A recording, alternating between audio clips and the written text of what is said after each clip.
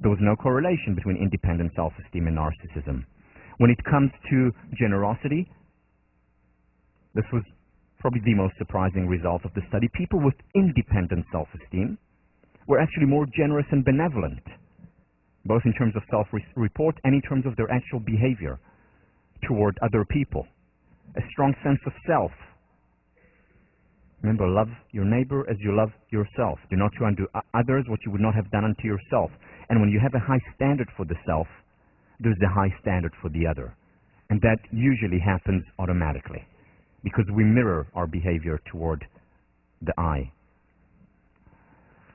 And then hostility. No correlation between hostility and self-esteem per se, because some people with high self-esteem have high levels of hostility. Some people with high self-esteem have low levels of hostility and more generosity. But dependent and independent self-esteem predicted hostility. Those with high self-esteem that was mostly dependent were more likely, not always, not every person, but on average were more likely to display hostility. Those people with high self-esteem that is mostly independent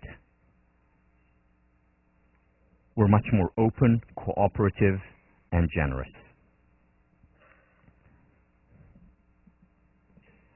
Perfectionism. Two of my students at that time, Tiffany Ignaziak and Kate Ritchie, who's a TF in this class, did fantastic work showing the connection between perfectionism and self-esteem. How people with high independent self-esteem were less likely to be perfectionistic. Why? Because it's about self-expression. It's about constantly learning and growing, and part of learning and growing is falling down and getting up again. No other way to learn. Whereas dependent self-esteem were more concerned, the words of Mike Moldavano that I quoted last time, we say we want the truth. What we mean is that we want to be correct. More dependent on how they're perceived, more perfectionistic, more afraid of failure. So, this applies also, and we've talked about it before, but I just want to point it out again, to relationships. Best work on the topic, David Schnarch again, where he talks about how do we get to the stage of being known rather than being validated. And that doesn't mean that at the age of 70 or 80, when we're fully evolved, we don't enjoy or need at times the validation of our partner. We do. But at the same time, we're much more about self-expression. Here is what David Schnarch has to say. Differentiation is your ability to maintain your sense of self when you're emotionally and or physically close to others, especially as they become increasingly important to you. Differentiation permits you to maintain your own course when lovers, friends, and family pressure you to agree and conform. Well-differentiated people can agree without feeling like they're losing themselves, and can disagree without feeling alienated and embittered. This is what being known is all about. Being yourself, being differentiated. This is what independent self-esteem is. This is what ultimately interdependence is all about. Easier said than done. But again, it's very helpful to have that as a heuristic at the back of your mind, to notice it when it's happening. Because at the age of 20, you're also experiencing moments of interdependence, real connection with a friend, with family, just walking in the yard and admiring the beauty of it all. And these are precious moments that over time we can have more and more of, if we follow the natural path, the natural evolution. Going back to the analogy of walking, I mean, very often when we know these, stories through history, that people were put in, shoes that were too small for them, or were not allowed to try and walk, such as very often the case was in the Romanian under Ceausescu, where people were not allowed to develop naturally. When our natural development is hindered, and it can be hindered, we don't evolve as we can. So the question is, also on the psychological level, how can we evolve as we can? And some of the tools that you learn throughout the semester, whether it was the cognitive tool of learning the permission to be human or the tools that you can actually apply, such as keeping a journal, such as exercising, such as doing the gratitude exercise, such as meditating or doing yoga. All these things, as you'll see, are ways of becoming more self-actualized, of expediting the process. And when we expedite the process, it means that right now, right here, we're able to experience that sense of being much more often. We don't need to wait till we're 50 or 60 or 70. We can be on that healthy journey way before that. So how do we do it? How do we do it? Let me go back to the model we talked about when we discussed change. And we talked about the ABC of change: affect, behavior, and cognition. And I mentioned that the most important approach to change, the most effective approach to change, is the B, the behavior. And I introduced this model of how attitudes change behavior, and in turn, how behavior changes attitude. Remember self-perception theory. If we want to improve one area in our lives, the best thing to do is to behave as we would. If I want high self-esteem, then I need to behave like a person with high self-esteem behaves. Why? Because self-esteem is simply an attitude. It's the attitude I have toward the self. It's the I evaluating the me. And to enhance that attitude, I need to engage, or the most effective way, not the only way, but the most effective way, is to engage in behavior of a person with high self-esteem. Which is why it's so important to have role models. And I'm saying that in the plural. It's important to have role models. People that we can look up to and say, I want to have that character. I want to have the calm and the acceptance and the generosity of spirit that Warren Bennis has.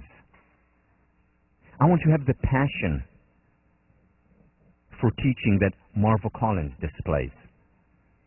And to create an aggregate of role models so that we can behave and over time achieve that attitude that we're looking for. So let me go over a few of them, of how to enhance self-esteem. We've discussed most, so this is a good summary of some of the things that we went through. First, people with high independent self-esteem, generally, as we saw before, from the research, Melissa Christina's research and others, are generally calmer. So independent self-esteem is the attitude, calm is the behavior, which also means that people who behave calmly will increase over time their independent self-esteem. And we see that in related research, on meditation, for example, on mindfulness, that as we induce more of it, our self-esteem, and it's the independent part of self-esteem, because I'm not about accolades, oh, I meditated so well today, everyone clap. It's not about that. It's about inducing calm, being centered, being myself. Or physical exercise. Physical exercise induces calm because it releases certain enzymes, certain chemicals in the body.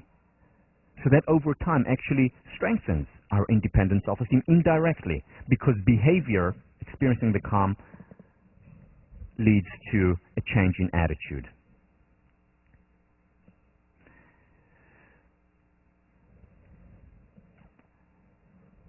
Imagine that a spell of anonymity has been cast on you.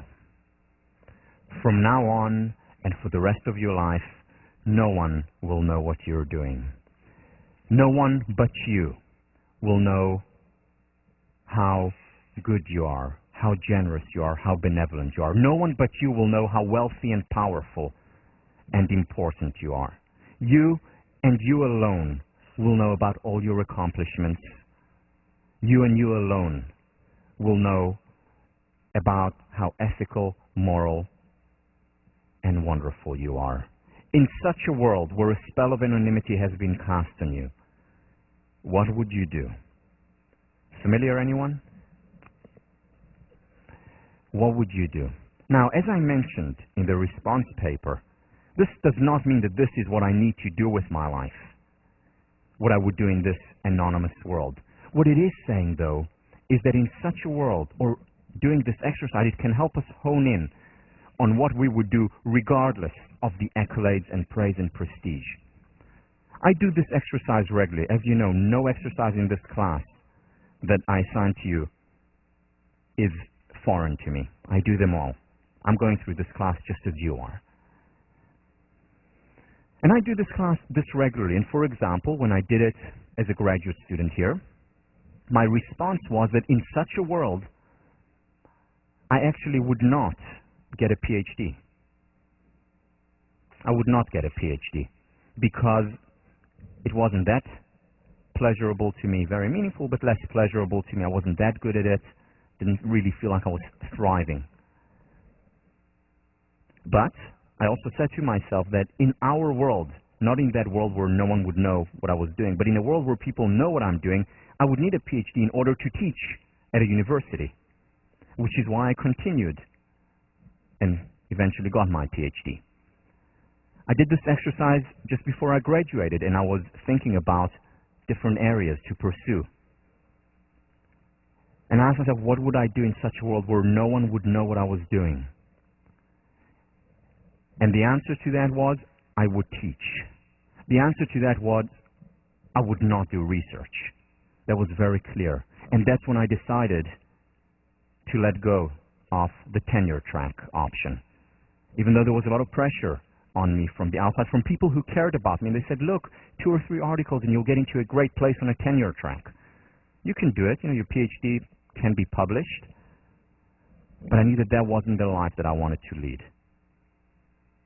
Is there a price for it? Yes. You know, one of the prizes is that, you know, this is my second last class at Harvard. But what kind of world, what kind of life did I want to ask for myself? And that exercise helped me hone on that. What are your passions? What do you really, really want to do with your life? Where do you see yourself 10 years from now or 20 years from now? What's really important for you? What's important for you that you would do regardless of other people's approval, nods, accolades, or cheering, or disapproval, or criticism? What would you do in such a world? It's an important question to ask.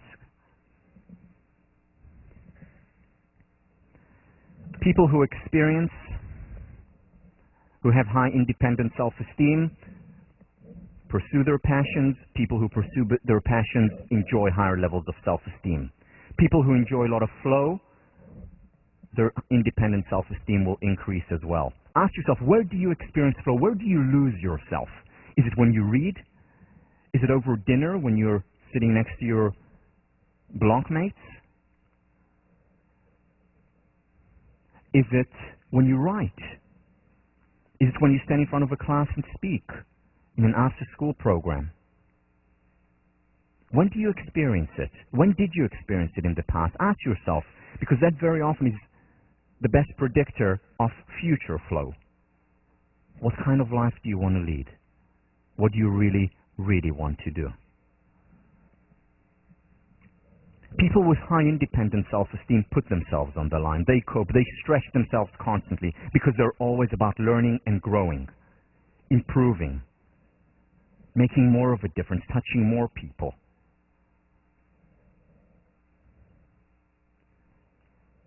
And people who cope, remember self-perception theory, people who cope over time will enjoy higher levels of independent self-esteem. Even if they fall while doing it, even if she says no 4 times, they get up again and they get stronger. And their independent self-esteem strengthens over time. The graph doesn't look just like this, the ups and downs with the spikes. It looks with the same ups and downs, but with an upward trajectory of well-being, happiness, and self-esteem. Humble behavior, genuine humble behavior. And in one of my favorite texts, and I think one of the most important texts in my tradition, Pirkei Avot, the chapters of the fathers, there's a sentence there, a proverb that I've been reading over and over again and never could understand until I heard an interpretation of a well-known rabbi, Rabbi Noach Weinberg. about this interpretation. And here is the sentence. I'm translating. Those who chase after honor, honor will run away from them. Those who run away from honor, honor will chase them. Let me repeat. Those who chase honor, honor will run away from them. Those who run away from honor, honor will chase them. And it didn't make sense to me until I put it in the context as a result of the lecture by Rabbi Weinberg of self-esteem. Honor is essentially honoring the self, believing in oneself. And if I'm constantly about chasing honor, the next accolade, the next prize, the next approval, the next validation, then honor will run away from me. And then I will have to push that stone up a steeper incline the next time. And I continue to chase that honor, and I get there, and then the rock rolls back down again. And Sisyphus continues on, with the incline becoming steeper. Whereas if I run away from honor, behave humbly, over time, honor, true honor, internally generated honor will chase me. Behavior can change attitude. It takes time. And again, at the beginning, as I mentioned to you before, I wanted to be modest, and I wanted everyone to know how modest I was and how humble I was. And then I understood that, well, that's not genuine, but I can still behave and act in a humble way. And over time, it becomes more and more part of who we are. Behavior, changing attitude. Doesn't happen overnight. And again, that doesn't mean that a person at 80 who's evolved and actualized does not look for honor as well, does not feel good when he or she is praised. That's natural, part of who we are. This is an important one, and we've talked about it a lot in the class, about simplifying.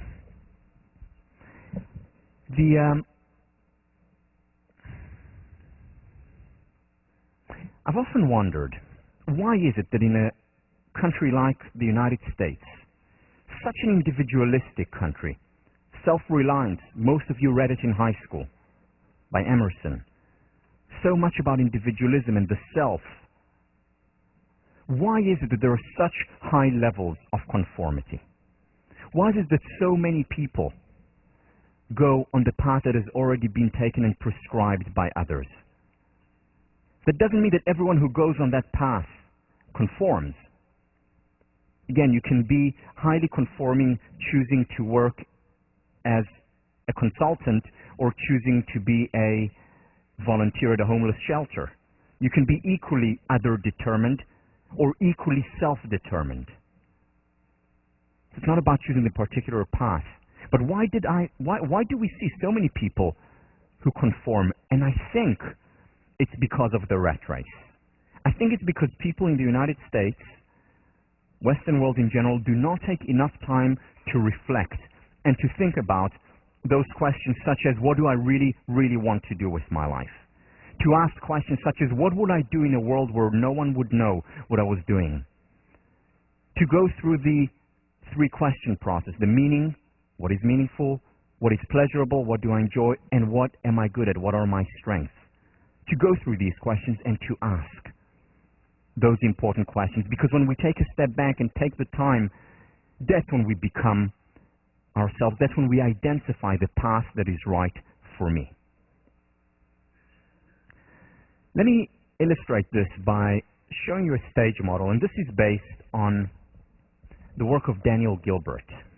Indirectly refers to it, his work on cognitive busyness.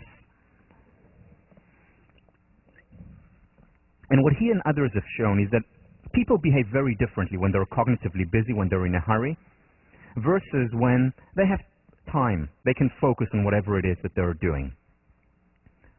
So also connected to Tim Cass's work on time affluence. So the first stage is the stage where we don't have time, where we're in a hurry, we're rushed, our reaction is automatic. This is the part where we conform. This is when we conform to the group, as in the Ash experiment. This is when we conform to the man with the white coat telling us the experiment must go on, and we push the button and shock an innocent victim. This is where conformity to obedience, conformity to the group is, when we don't have time, when we're busy, when we don't really think about what it is that we want to do or can do. This is our dependent self, stage 1. We very often, at this moment, can reach stage 2. Don't need to wait for a long time. At this moment, if we take the time. Because when we take the time, that's when we engage in deliberate reflection, combining reflection and action. Where we think about what we do, we think about what we think. We take our time. This is where the self is autonomous. This is where the independent self-esteem emerges. When we have the time. That's when we're much less likely to conform. That's when we're cultivating and expressing our independent core self. Think of the following experiment. And this cannot be done today, well, I don't know if it's unfortunate, but it cannot be done today. And that is to retry the Milgram experiment with one difference. Imagine this. So most of you know the Milgram experiment. We've spoken about it here. You're sitting on the chair with your hand on the buttons, or in front of you have the panel, and you go up to 60 volts. And there's no real reaction from the other person, the learner, and then you go up to 75 volts in 15-volt increments. And then you get to 120 volts. And the confederate, whom you think is really being shocked, says, "Ouch, that hurts." And you go and you look up at the person with the white coat, and he says to you, "The experiment must go on." And you go up, and the person is screaming and telling you he has a heart condition. And you look up at the experimenter, who looks like this, and he tells you, "I never noticed him until now. I'm glad I never noticed him." He says to you, "The experiment must go on."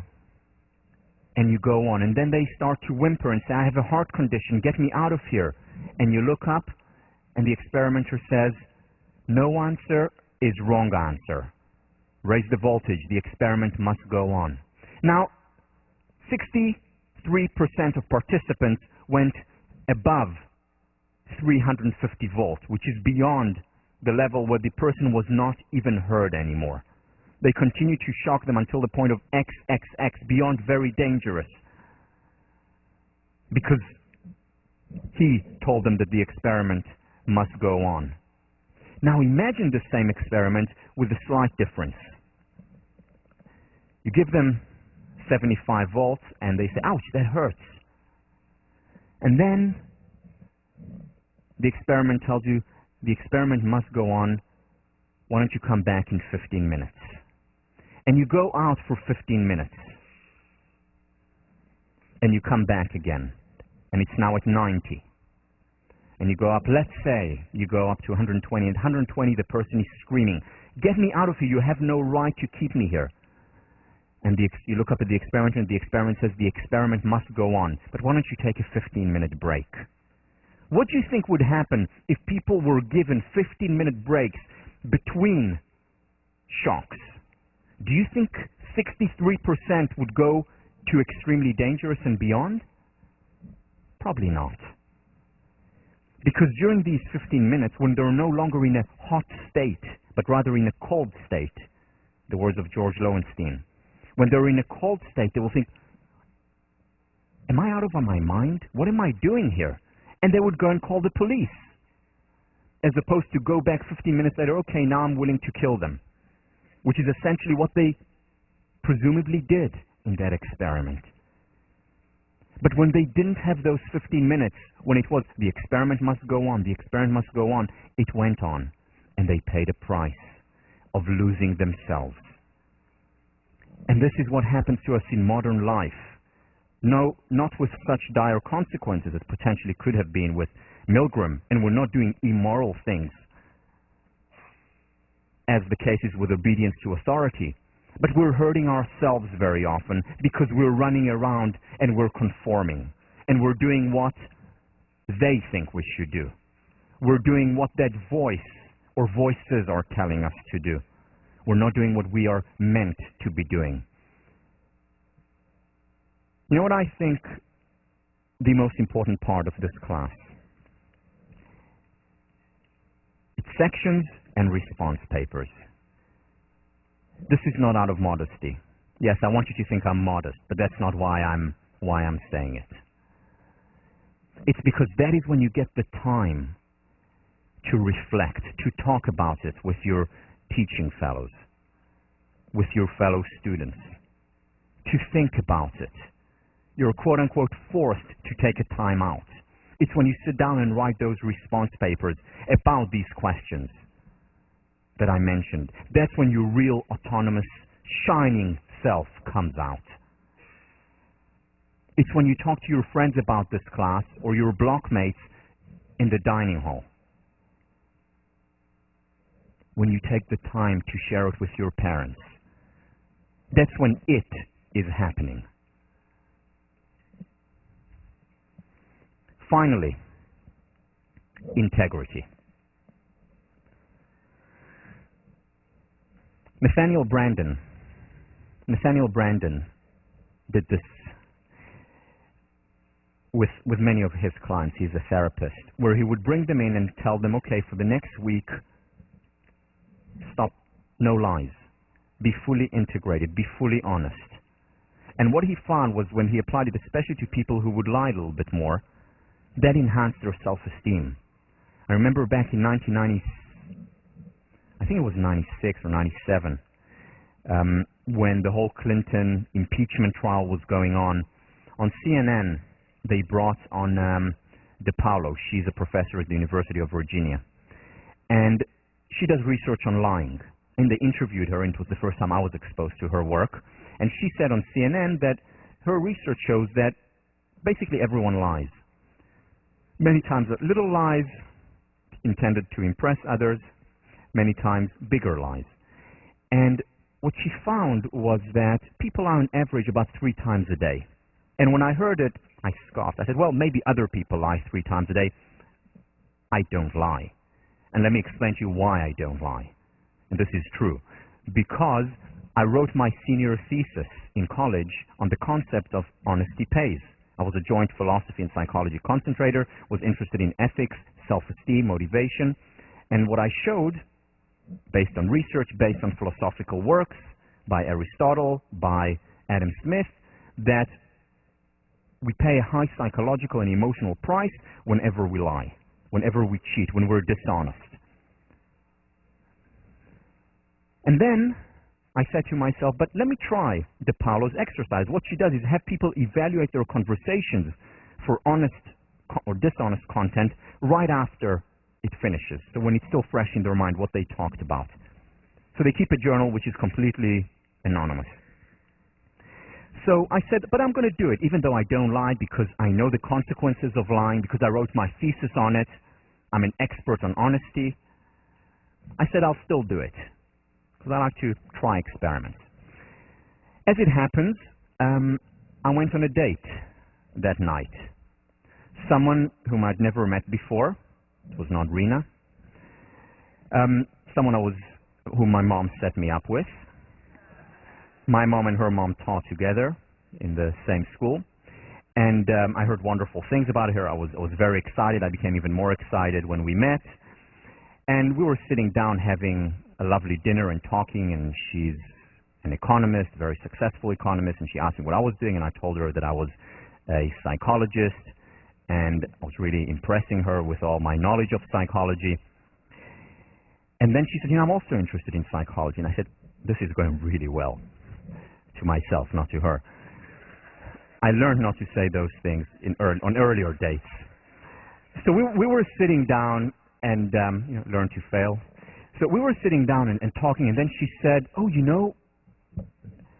I just read about the psychologist, and she said the name, and you know, this very famous psychologist. You know him, right? Now, I didn't have the faintest clue who she was talking about. No idea. And I remember pausing for a second and looking at her and just smiling. And the conversation continued to flow. Now, I would not have noticed this, except for the fact that afterwards I went home and went over the conversation. Sonny said, "Hey, wait a minute. I just lied to her." And ever since then, I've been doing this regularly. Lying, that is. I've been doing this regularly. Ever since then, I've been doing the integrity exercise that De Paulo talks about, that Nathaniel Branden talks about, to be very conscious of my conversations. Am I just saying things to impress which are not authentic? Am I having those little lies? Because you see, when we are telling the truth, the message we communicate to ourselves, the message that we communicate to ourselves is that my words are worthy, my words are important, I matter. And when we don't do that, when we tell lies, or when we're about impressing constantly, we're saying, I'm not good enough as I am. I need to be someone else so that the other person likes. I need to know that psychologist, because otherwise she won't like me. Instead of being authentic and real. Instead of being known rather than validated. And doing it and being conscious of it for a week at a time, until the behavior changes our attitude. And I begin to value my words much more. When I communicate myself, who I am, rather than try and impress others.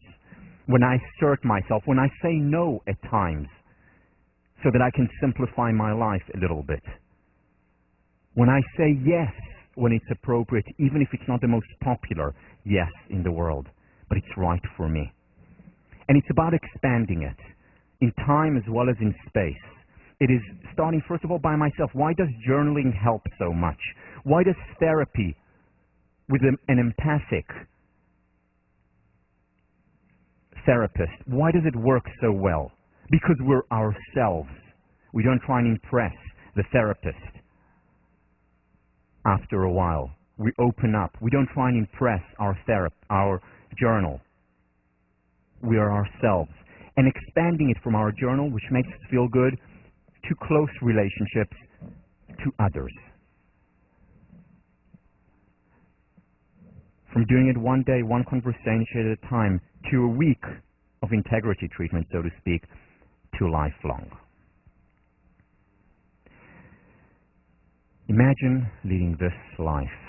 How freed up do we feel when you no longer need to express or impress ourselves constantly, where we can just be known, where we can just be ourselves. How much lighter, how much more power, how much more integrity and authenticity will we experience? How much happier will we be?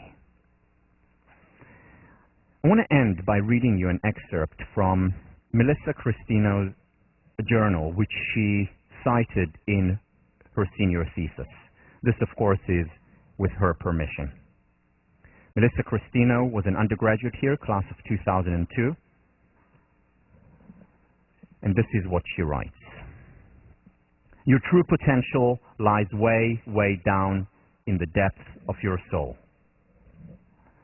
In the pit of your stomach, past your knowledge, beyond your nervousness, and buried under your fears and anxieties. As hidden as it may be, it is still there. I know it's there because I've felt it before, and I know it's there in others too, because I've seen others perform miracles. There is a faint glow of unparalleled potential in all of us, and when we find it, it shines. It's there in each and every one of us, this glow. And if we feed it, if we cultivate it, it grows. And it grows to the level that it expands beyond the self, where people like Warren Bennis, where people like Nelson Mandela,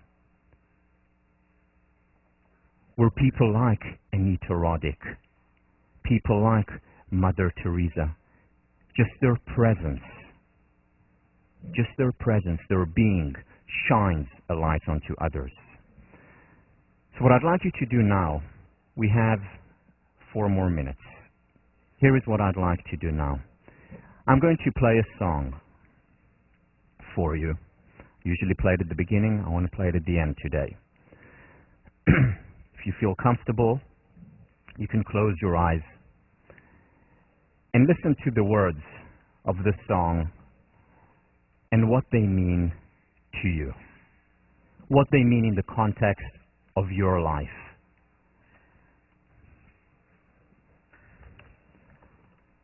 So if you feel comfortable, close your eyes and listen, really listen to the following words.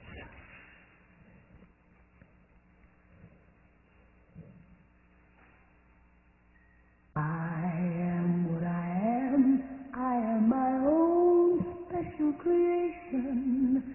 So come take a look, give me the hook or the ovation. It's my world that I want to have a little pride in. My world, and it's not a place I have to hide in. Life's not worth a damn till you can We're gonna do it. say I am what I am.